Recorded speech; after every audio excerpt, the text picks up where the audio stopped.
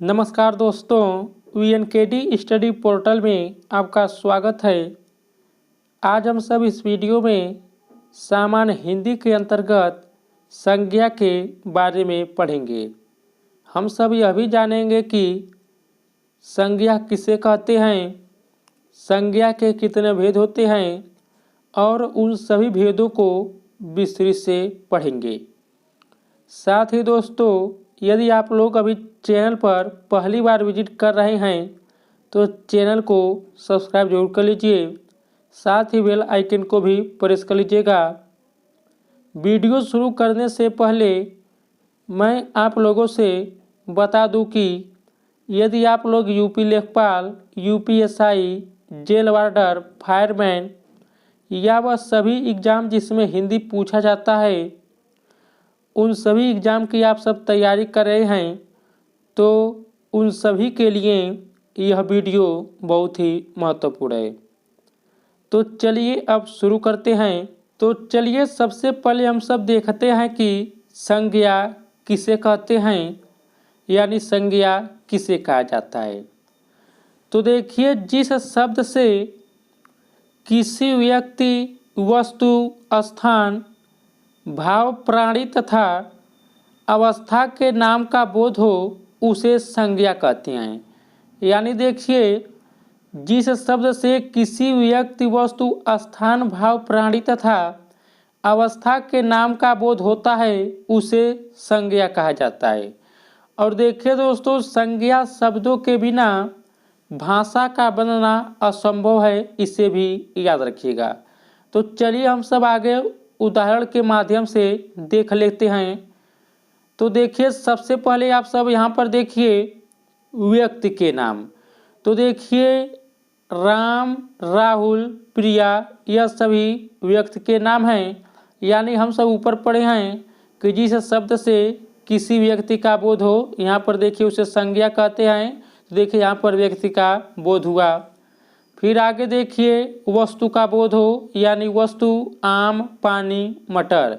यानी हम सब पढ़ें कि वस्तु का बोध हो जिस शब्द से उसे संज्ञा कहते हैं।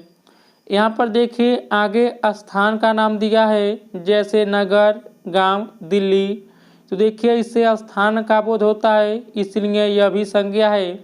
यहाँ पर देखिए प्राणी दिया है, तो यहाँ पर देखिए प्राणी के नाम का बोध हो, जैसे शेर, सांप, बच्चा। तो देखिए ये क्या है, संज्ञा है।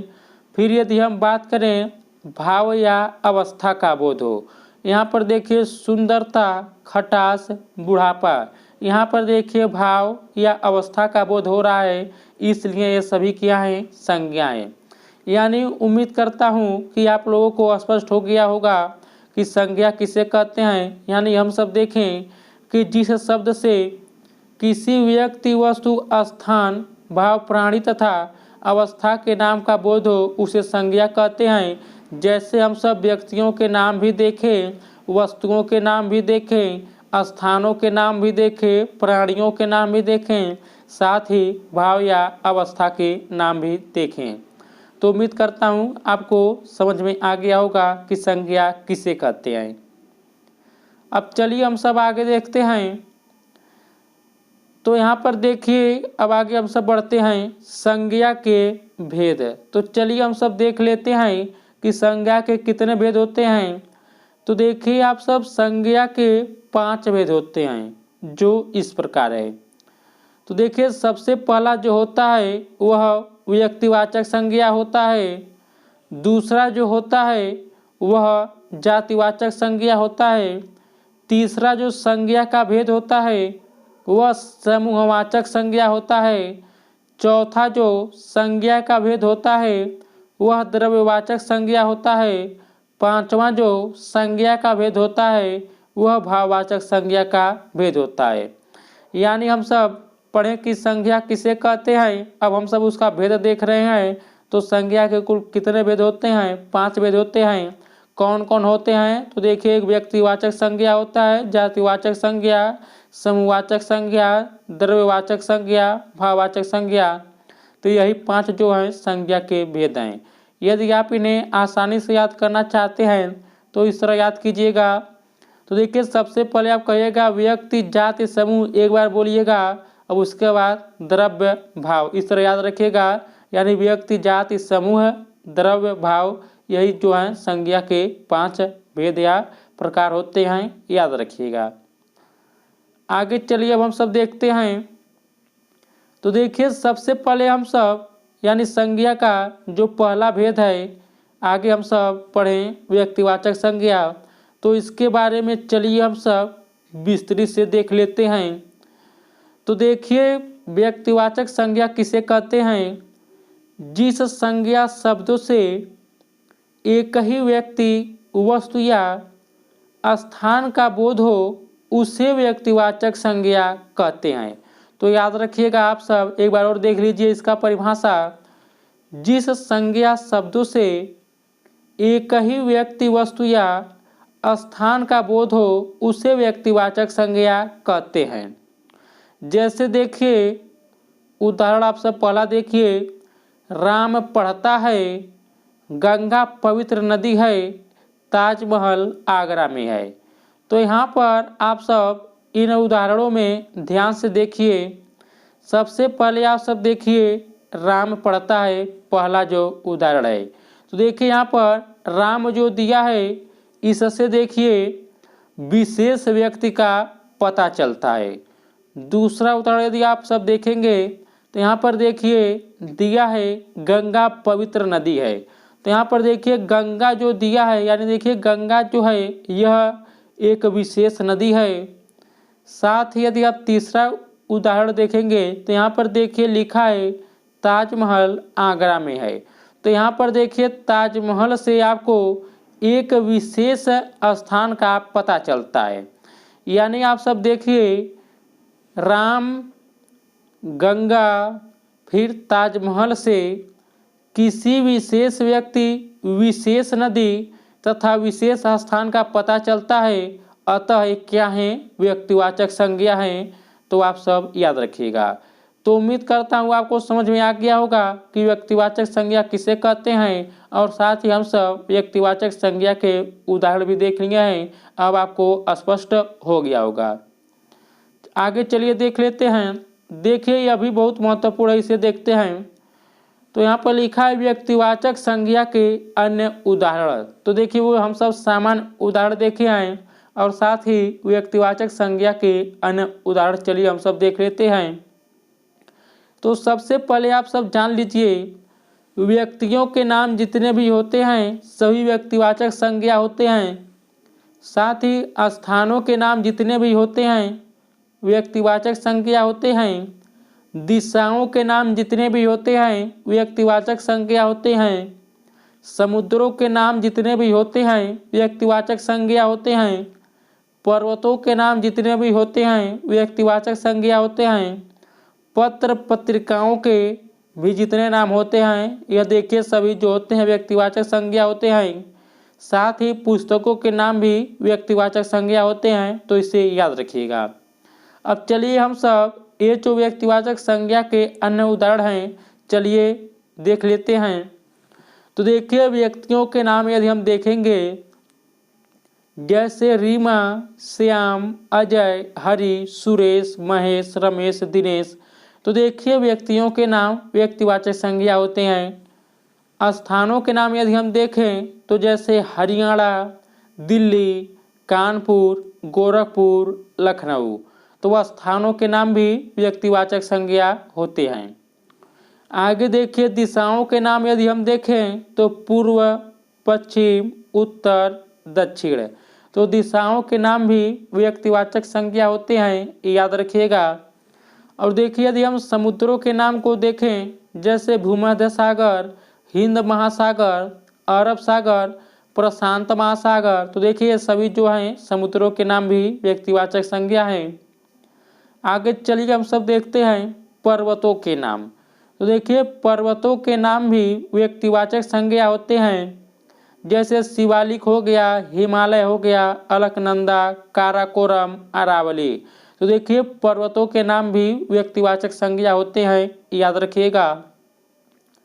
आगे चलिए हम सब देख लेते हैं। देखिए पत्र पत्रिकाओं के नाम भी व्यक्तिवाचक संज्ञा होते हैं, जैसे चंदा मामा, चंपक, गृह शोभा, सरिता। यानी पत्र पत्रिकाओं के नाम भी व्यक्तिवाचक संज्ञा होते हैं। आगे चलिए हम सब देखते हैं पुस्तकों के नाम। तो देखिए गोदान, कामायनी, रामचरितमानस, ये देखिए पुस्तकों के नाम भी जो होते हैं व्यक्तिवाचक संज्ञा होते हैं, तो याद रखिएगा। उम्मीद करता हूँ दोस्तों आप लोगों को समझ में आ गया होगा व्यक्तिवाचक संज्ञा किसे कहते हैं और साथ ही व्यक्तिवाचक संज्ञा के अन्य कौन कौन से उदाहरण हैं, सभी आपको समझ में आ गया होगा। यदि दोस्तों आपको यह वीडियो अच्छा लग रहा है तो प्लीज़ वीडियो को लाइक कीजिएगा, शेयर कीजिएगा, साथ ही चैनल को भी सब्सक्राइब कर लीजिएगा। अब चलिए हम सब आगे देख लेते हैं संज्ञा का जो दूसरा भेद है। तो देखिए संज्ञा का जो दूसरा भेद है वह है जातिवाचक संज्ञा। इससे पहले हम सब व्यक्तिवाचक संज्ञा के बारे में विस्तृत से पढ़ें, अब हम सब जातिवाचक संज्ञा के बारे में पढ़ेंगे। तो चलिए सबसे पहले हम सब देखते हैं कि जातिवाचक संज्ञा किसे कहा जाता है। तो देखिए जिन संज्ञा शब्दों से एक ही प्रकार की वस्तुओं अथवा एक ही जाति का बोध होता है उसे जातिवाचक संज्ञा कहते हैं। एक बार और देख लीजिए परिभाषा इसका। तो जिन संज्ञा शब्दों से एक ही प्रकार की वस्तुओं अथवा एक ही जाति का बोध होता है उसे जातिवाचक संज्ञा कहते हैं। देखिए आप सब व्यक्तिवाचक संज्ञा और जातिवाचक संज्ञा के परिभाषा को एक ही मत समझिएगा।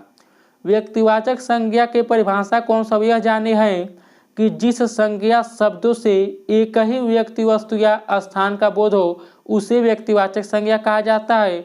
और यहाँ पर हम सब पढ़ रहे हैं जिन संज्ञा शब्दों से एक ही प्रकार की वस्तु अथवा एक ही जाति का बोध होता है उसे जातिवाचक संज्ञा कहते हैं। तो परिभाषा में अंतर है, तो इसे भी ध्यान देते चलिए। तो जैसे हम सब चलिए देखते हैं, यहाँ पर दिया है हर वर्ष नदी में बाढ़ आ जाती है। दूसरा उदाहरण दिया है राम फल खाएगा। तो आप सब ध्यान दीजिए, पहला जो उदाहरण दिया है इसमें आप सब नदी देखिए। तो देखिए नदी से किसी विशेष वस्तु का बोध न होकर पूरी जाति का बोध होता है, इसलिए यह क्या है जातिवाचक संज्ञा है। साथ ही दूसरा वाक्य जो उदाहरण में दिया है, यानी दूसरा उदाहरण आप सब देखिए, दिया है कि राम फल खाएगा। तो यहाँ पर देखिए फल जो है यहाँ पर जो दिया है, फल से किसी विशेष वस्तु का बोध न होकर पूरी जाति का बोध होता है, इसलिए यह क्या है जातिवाचक संज्ञा है। तो याद रखिएगा। यानी यहाँ पर हम सब देखें, पहला उदाहरण हर वर्ष नदी में बाढ़ आ जाती है, दूसरा उदाहरण हम सब देखें राम फल खाएगा। तो यहाँ पर देखिए नदी और फल से किसी विशेष वस्तु का बोध न होकर पूरी जाति का बोध होता है, इसलिए यह क्या है जातिवाचक संज्ञा है। तो याद रखिएगा। तो उम्मीद करता हूँ कि दोस्तों आप लोगों को स्पष्ट हो गया होगा कि जातिवाचक संज्ञा किसे कहते हैं और साथ ही उसके कौन कौन से उदाहरण हैं। अब चलिए इसी क्रम में हम सब आगे बढ़ते हैं। अब जिस तरह हम सब व्यक्तिवाचक संज्ञा के अन्य उदाहरण देखे थे, और चलिए उसी प्रकार हम सब अब जातिवाचक संज्ञा के भी कुछ अन्य उदाहरण हैं उसे भी देख लेते हैं। तो देखिए पेड़ पौधों के नाम, काम काज के नाम, देखिए यह कम नहीं है, काम है, काम काज के नाम, स्थानों के नाम, पशु पक्षियों के नाम, प्राकृतिक तत्वों के नाम। तो देखिए सभी जो हैं ये जातिवाचक संज्ञा के अंतर्गत आते हैं। साथ ही आप सभी अभी देख लीजिए धातुओं के नाम, ये भी जातिवाचक संज्ञा के अंतर्गत आते हैं। तो चलिए सबसे पहले हम सब पेड़ पौधों के नाम देख लेते हैं। यहाँ पर देखिए आम, पीपल, गुलाब, गोभी, नीम, ये देखिए सभी पेड़ पौधों के नाम हैं। ये सभी जातिवाचक संज्ञा के उदाहरण हैं, याद रखिएगा। दूसरा चलिए हम सब देखते हैं काम काज के नाम। तो जैसे काम काज के नाम डॉक्टर, अध्यापक, क्लर्क, इंजीनियर। तो देखिए जो है कामकाज के नाम है, तो कामकाज के नाम जो होते हैं जातिवाचक संज्ञा होते हैं, याद रखिएगा। तीसरा चलिए हम सब देखते हैं स्थानों के नाम।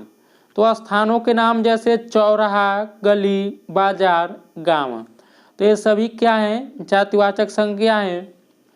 पशु पक्षियों के नाम जैसे घोड़ा, शेर, गाय, तोता, मोर, ये भी देखिए जातिवाचक संज्ञा हैं।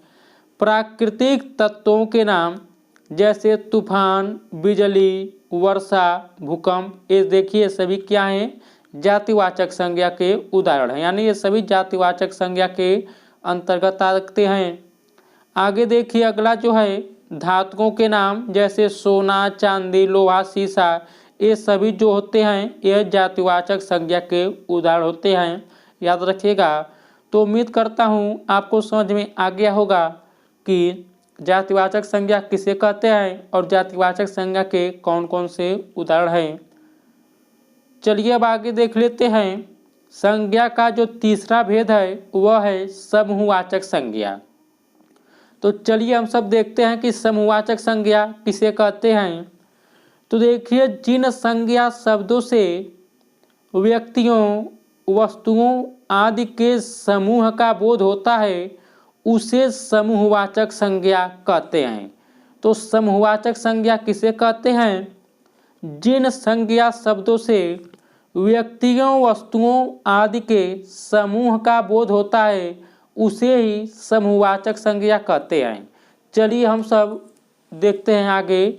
यहाँ पर देखिए जैसे व्यक्तियों का समूह, तो देखिए व्यक्तियों का समूह गिरोह, समूह दल, शिष्टमंडल, सभा, जुलूस, यानी गिरोह हुआ, समूह हुआ, दल हुआ, शिष्टमंडल हुआ, सभा हुआ, जुलूस हुआ, तो यानी ये सभी देखिए व्यक्तियों के समूह हैं, इसलिए समूहवाचक संज्ञा के अंतर्गत आएंगे। साथ ही आगे देखिए वस्तुओं का समूह जैसे कुंज, गुच्छा, ढेर, पुस्तकालय, तो देखिए सभी जो हैं वस्तुओं का समूह है, इसलिए सभी जो हैं समूहवाचक संज्ञा के उदाहरण हैं।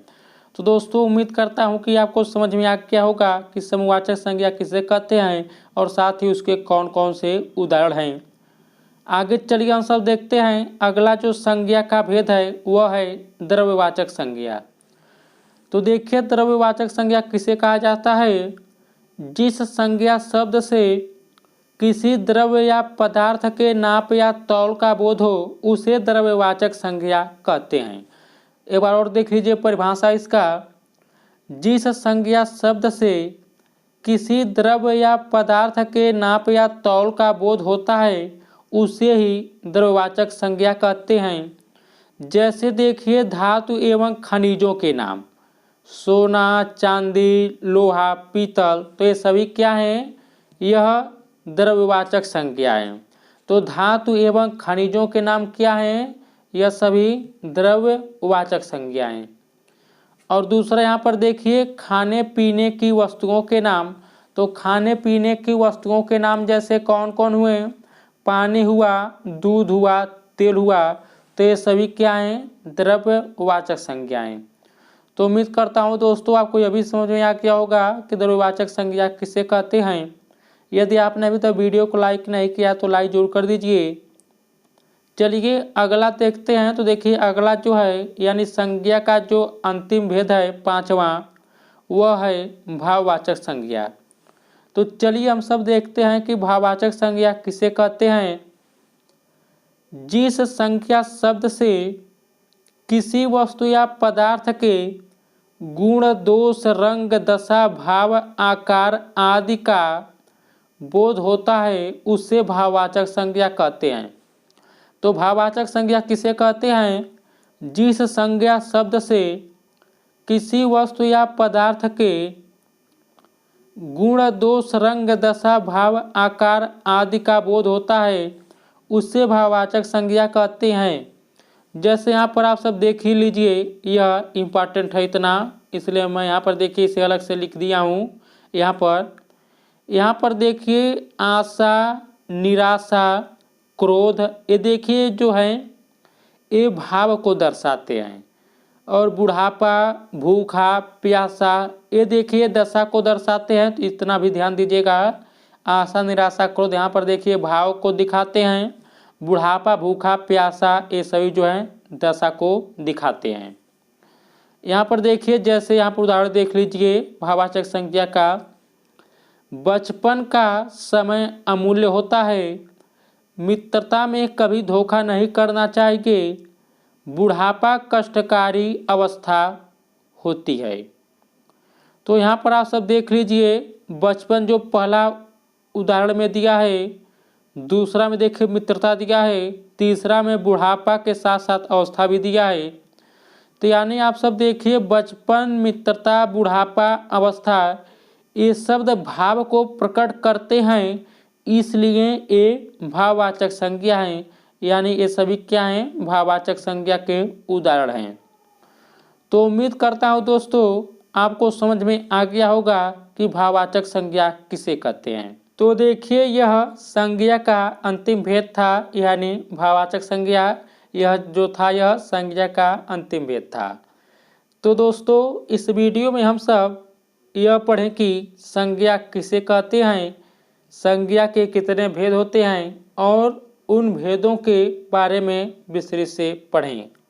उम्मीद करता हूं दोस्तों आपको यह वीडियो जरूर पसंद आया होगा।